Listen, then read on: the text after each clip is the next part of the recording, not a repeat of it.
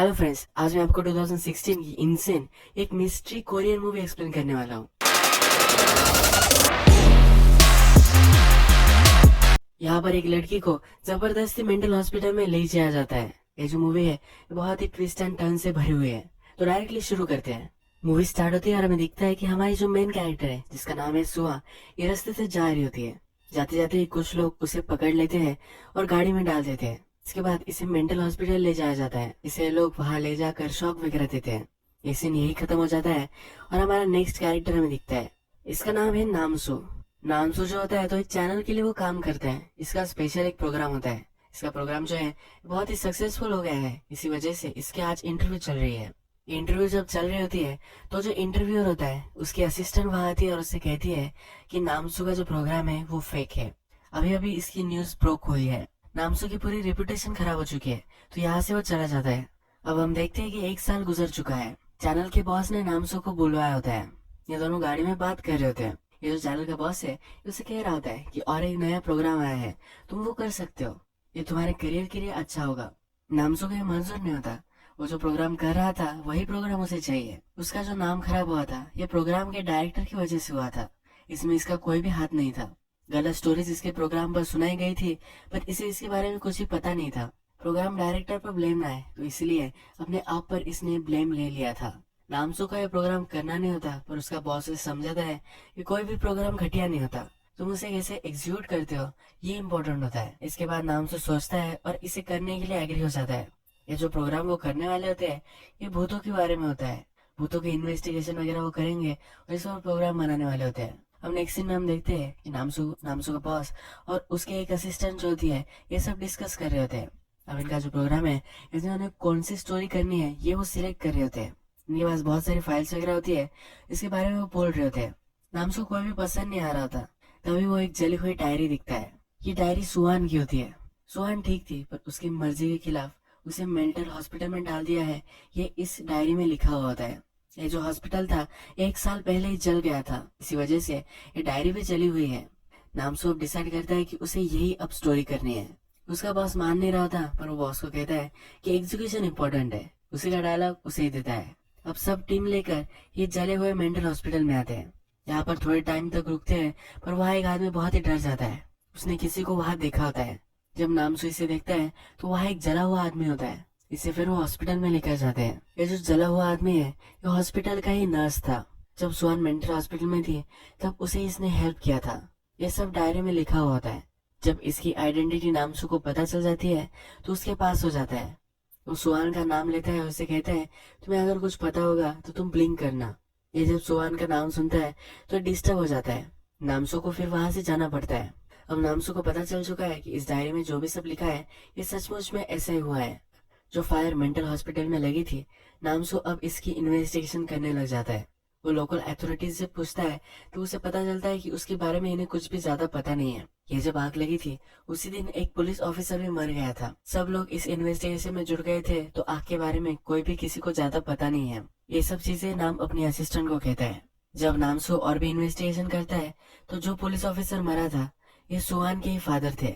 सुहान ने अपने फादर को मारा है ऐसा उस पर शक था, तो इसी वजह से उसे मेंटल हॉस्पिटल में डाल दिया गया है। इससे पहले भी वो मेंटल हॉस्पिटल में थी। उसके फादर ने ही यहाँ उसे भर्ती करवाया था। नामसू फिर एक मेंटल हॉस्पिटल में पहुंचता है। वहाँ का जो इंचार्ज होता है उसे मिलने नहीं दे रहा होता। इसे सुहान से मिलना होता है तो वो उसे ब्लैकमेल करता है। नामसू इस इंचार्ज को कहता है कि अगर पुलिस को पता चला कि तुम्हारा नेफ्यू ड्रग्स करता है तो उन्हें कैसा लगेगा। ये इंचार्ज फिर डर जाता है और सुहान से उसे मिलने देता है। नामसू फिर सुहान के पास जाता है, उसे उस आग के बारे में पूछता है। सुहान कुछ भी बात नहीं कर रही होती। नामसू फिर उसे एक डायरी दिखाता है। नामसू से कह रहा होता है कि वो पुलिस में है और इसे इन्वेस्टिगेशन करनी है, इसी वजह से वो आया है। नामसू फिर सुहान को अपनी सही आइडेंटिटी बता देता है। उसे ये भी कहता है कि ये जो डायरी है ये मुझे न्यूज चैनल में मिली थी। नामसू जो घोस्ट स्टोरी उसे करनी थी उसके पीछे अब नहीं लगता। उसका जो पुराना शो था उसे उसमें वापस जाना है। इसके बारे में अपने बॉस से वो बात करता है। उसका बॉस मना कर रहा था। नामसू से कहता है कि मेरा जो पुराना शो है उसकी रेटिंग बहुत ही खराब जा रही है, अगर वो फिर से वापस आ गया तो ये सही हो सकता है। नामसू अपने असिस्टेंट को फायर के बारे में सब कुछ पता करने के लिए बोलता है। नामसू की असिस्टेंट फिर पता कर कर कहती है कि जो पुलिस ऑफिसर मरा था यानी कि सुहान के फादर, ये कभी भी कोई भी स्कैंडल में नहीं थे। सुहान इनकी स्टेप डॉटर थी। इनकी जो वाइफ है ये 2 साल पहले ही मर गई थी। नेक्स्ट डे नामसू सुहान से मिलने के लिए जाता है। उसे कहता है कि जो भी सब कुछ सच है ये तुम्हें बता देना चाहिए। लोग इससे इंटरेस्टेड है और सचमुच में अगर तुम्हारे साथ वैसा हुआ होगा जैसा इस डायरी में लिखा है तो तुम यहाँ से फ्री हो सकते हो। नामसू कहता है कि तुम्हारी स्टोरी पर मैं अभी बिलीव नहीं करता, पर जब तुम सब कुछ सच बताओगे तो लोग इसमें इंटरेस्टेड हो सकते हैं। तुम यहाँ से बचकर जा सकते हो। अब सुहान सब कुछ बताना स्टार्ट करती है। इस तरह से उसे ले जाया गया था। इस मेंटल हॉस्पिटल का जो इंचार्ज था ये बहुत ही जालिम था। इसे पता था कि सुहान नॉर्मल है, पर फिर भी इसे यहाँ रखा गया था। यहाँ पर एक नर्स था जो हमने मूवी के फर्स्ट में देखा था कि जो जला हुआ है। ये सुहान को हेल्प करता था। इसे पता था कि सुहान नॉर्मल है। जब सुहान गोलियां नहीं ले रही थी तो इस नर्स ने उसे बताया था कि अगर तुम गोलियां नहीं लोगे तो ये लोग तुम्हें बहुत ही तड़पाएंगे। सुहान ने जब इसे बताया कि वो सचमुच में ऐसी पागल वगैरह कुछ भी नहीं है तो इसने उस पर बिलीव किया था। सुहान फिर बोली कि मुझे एक कॉल करने दो। इसके लिए मान नहीं रहा था। सुहान ने फिर एक नंबर लिया और उसके नोटपैड पर नोट कर दिया। वो बोली कि इस नंबर पर कॉल करो, कोई ना कोई मुझे हेल्प करने के लिए आ ही जाएगा। इस नर्स ने इसे यहाँ कहा था कि शार्प ऑब्जेक्ट इस मेंटल हॉस्पिटल में अलाउड नहीं है, तुम कुछ भी लिख नहीं सकते। इसके बाद जब सुहान मेंटल हॉस्पिटल में थी तो वहाँ एक औरत उसे मिली थी। इसने उसे पूछा था कि क्या तुम्हें यहाँ से बाहर निकलना है। सुहान में इसमें इंटरेस्टेड हो गई थी। वो पागल औरत बोली थी कि यहाँ का जो इंचार्ज है इसके रूम में एक सीक्रेट डोरवे है, यहाँ से तुम बाहर निकल सकती हो। जब सुहान ने इसे पासवर्ड पूछा था तो ये कुछ भी बोली नहीं थी। ये पागल ही थी तो कोई भी स्टोरी मेकअप कर रही है ऐसा सुहान को लगा था। अब जो नामसू इन्वेस्टिगेशन कर रहा है तो इस पर और भी डाटा उसे मिल जाता है। यह नामसू को पता चलता है कि हॉस्पिटल का जो इंचार्ज था ये सुहान के फादर का जूनियर था। सुहान के फादर को कोई भी स्कैंडल नहीं चाहिए था। उनकी बेटी इंसेन थी, इसी वजह से उसने अपने जूनियर से हेल्प ली होगी। यही रीजन होगा कि सुहान का नाम मेंटल हॉस्पिटल में जो पेशेंट्स थे इसमें नहीं था।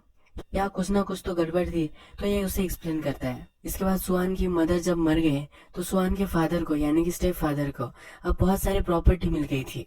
यह भी बहुत ही सस्पिशियस होता है।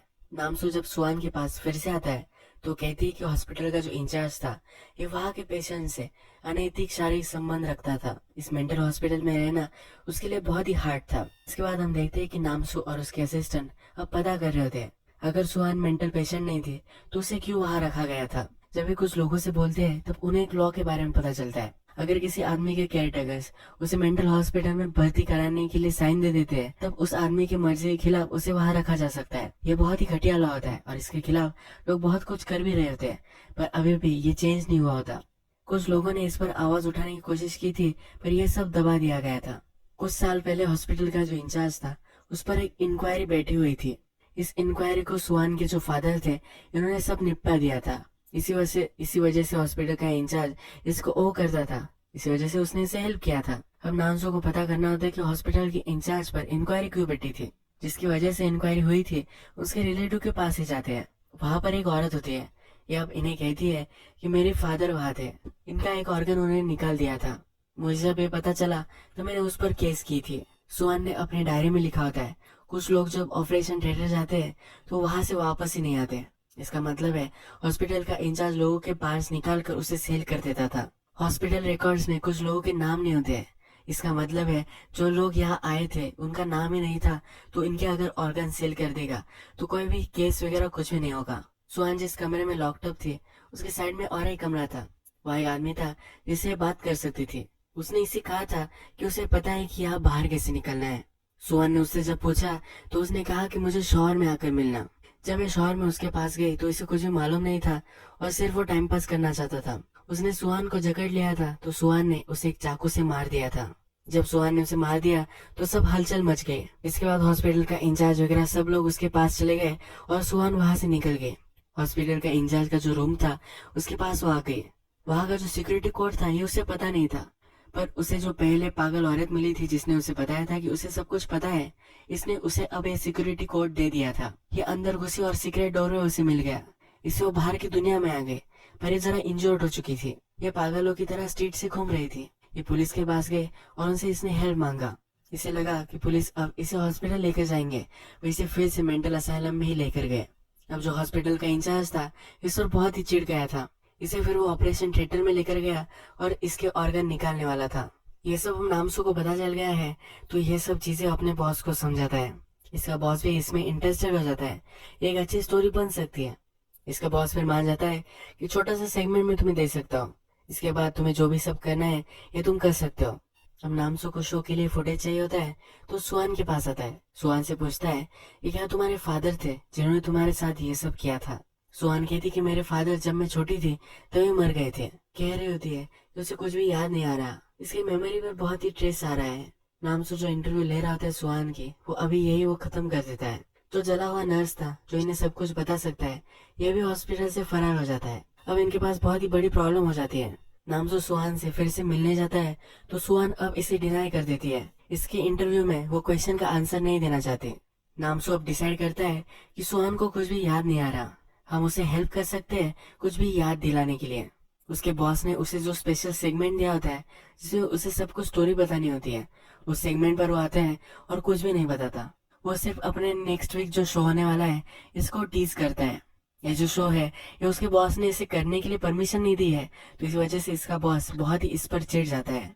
नामसू कहता है नेक्स्ट वीक तक मेरे पास बहुत सारी इन्फॉर्मेशन आ जाएगी। उसका बॉस उसे धमकी देता है कि अगर तुमने मुझे कुछ भी इन्फॉर्मेशन नहीं दी तो ये बहुत ही बुरा हो सकता है। अभी अभी नामसू ने जो सब शो किया था वो सब सुहान देखती है। के बाद इंटरनेट पर सब खलबली मच जाती है। मेंटल हॉस्पिटल के पास बहुत सारे रिपोर्टर्स वगैरह आते हैं, वो सब सुहान की इंटरव्यू लेना चाहते हैं। नामसू भी वहाँ होता है। अंदर से एक आदमी आता है और नामसू का नाम लेता है। अब सुहान नामसू से बात करना चाहती है, जो इंटरव्यू दे नहीं रही थी अब वो देने के लिए रेडी है। नामसू सुहान के पास जाता है तो कहता है कि जो नर्स था वो हॉस्पिटल से भाग गया है। सुहान नामसू से कहती है मैं तो जो सब कहा है उसमें और एक चीज थी जो मैंने तुम्हें नहीं बताई है। ये कहती कि जो नर्स था जिसे मैंने एक नंबर दिया था, ये नंबर उसके बॉयफ्रेंड का था। सुहान की हेल्प करने के लिए उसने बहुत सारा ट्राई किया था, अलग अलग लोगों को उसने कांटेक्ट किया था, पर ये कुछ भी कर नहीं पाया था। इसने नर्स को भी कॉल किया तो नर्स बोला कि अगर तुम्हें इससे मिलना होगा तुम्हें वो मेंटल हॉस्पिटल में आना पड़ेगा, तुम डायरेक्टली यहाँ घुस नहीं सकते, तो मुझे तुम्हें कांटेक्ट करना पड़ेगा। जब सुहान का बॉयफ्रेंड इस मेंटल हॉस्पिटल में पहुंचा तो सुहान के ऑर्गन्स वो निकालने वाले थे। जो हॉस्पिटल का इंचार्ज था उसने सुहान के बॉयफ्रेंड को भी पकड़ लिया। पहले सुहान के बॉयफ्रेंड की ऑर्गन्स को निकालेंगे ये उन्होंने डिसाइड किया। जब उन्होंने सुहान का बॉयफ्रेंड को कट करने के लिए वहां रखा तभी हॉस्पिटल में आग लग गई। ये जो आग लगी थी ये एक पागल औरत ने लगाई थी। हमने देखा है कि इसे हॉस्पिटल के इंचार्ज के रूम का पासवर्ड पता था।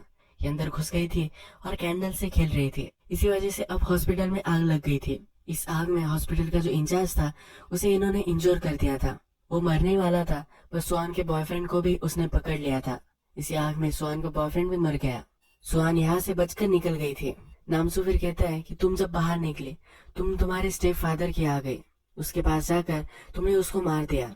हमें पता है कि नामसू उस पर ज्यादा बिलीव नहीं कर रहा था। नामसू फिर कहता है कि तुम हमेशा से पागल थी, इसी वजह से तुम्हारे फादर ने तुम्हें वहाँ भर्ती करवाया था।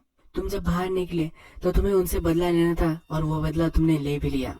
सुहान इस पर चिढ़ जाती है। वो कहती है कि तुम्हें कुछ भी पता नहीं है, तुम्हें पता नहीं है कि मेरी मदर और मेरे साथ ये क्या करता था। जब से ये छोटी थी तब से उसके फादर उसे अब्यूज करते थे। सुहान फिर उसे कहती है कि मैंने उसे नहीं मारा है, पर जब मैंने उन्हें वहां देखा तो पहले ही मरे हुए थे। अब नामसू इसका एक शो बनाता है और शो में ये सब जो स्टोरी थी ये सब कुछ बता देता है। इसके बाद सुहान की जो केस थी इसमें इन्वेस्टिगेशन पूरी नहीं हुई थी, क्योंकि सुहान एक मेंटल पेशेंट की तरह बर्ताव कर रही थी। जब पूरी जांच होती तब इन्हें पता चलता है कि सुहान के जो स्टेप फादर थे ये मेंटली अनस्टेबल थे। ये मेंटल हॉस्पिटल से ड्रग्स वगैरह मंगवाते थे। जब वो मरे थे तब ये ड्रग्स ही कर रहे थे। इन्होंने अपने आप से खुदकुशी कर ली थी। इसके बाद सुहान की हियरिंग होती है। कोर्ट अब डिसाइड करती है कि सुहान के खिलाफ इनके पास पूरे एविडेंस नहीं है तो इसे वो छोड़ देगी। सुहान जब मेंटल हॉस्पिटल से निकलती है तो नामसू उसे लेने के लिए जाता है। वो फिर उसे उसके घर छोड़ देता है। सुहान जाते जाते अपनी डायरी नामसू को दे देती है। उसे कहती है कि मेंटल हॉस्पिटल में कुछ भी लिखना अलाउड नहीं है। अगर मेंटल हॉस्पिटल में कुछ लिखना अलाउड नहीं है तो सुहान ने कैसे लिखा था। नामसू अब सब चीजों पर सोचने लग जाता है। अब हमें सचमुच में जो भी कुछ हुआ था ये दिखाया जाता है। सुहान के जो फादर थे उसने सुहान की मदर को मेंटल हॉस्पिटल में रखा था। वो एक्चुअल में डेड नहीं थी तो मेंटल हॉस्पिटल में उसे रखा गया था। जो भी सुहान ने कहा था कि मेंटल हॉस्पिटल में उसके साथ क्या क्या हुआ ये सब उसकी मदर के साथ हुआ था। नर्स को जो नंबर दिया गया था ये सुहान की मदर ने ही दिया था। सुहान ने बोला था कि उसे हेल्प करने के लिए उसका बॉयफ्रेंड आया, पर ये बॉयफ्रेंड एग्जिस्ट ही नहीं करता था। ये जो नंबर था ये सुहान का था, तो उसकी मदर को हेल्प करने के लिए सुहान ही वहां आई थी। जो फायर हुई थी तो उसमें उसकी मदर मर गई थी। अपनी मदर का बदला लेने के लिए उसने सचमुच में अपने फादर को मार दिया होता है। इसने फिर ये डायरी प्लान की थी। न्यूज चैनल्स को इसने डायरी भेजी थी, यानी कि इसकी फिर से इंक्वायरी हो जाए और इसने जो मर्डर किया है ये अब इससे छूट जाए। सचमुच में ऐसा ही उसका प्लान अब सक्सेसफुल हो जाता है। अब लास्ट सीन में कैमरे की तरफ ये देखती है और यही कल्प्रिट है। यही मूवी एंड हो जाती है। अगर आपको ये वीडियो अच्छा लगा होगा तो प्लीज इस वीडियो को लाइक कर दीजिएगा। मैं बहुत सारी ऐसी मूवीज लेकर आता रहता हूँ, तो प्लीज इस चैनल को सब्सक्राइब कर दीजिए और बेल नोटिफिकेशन आइकॉन दबाना भी मत भूलिए।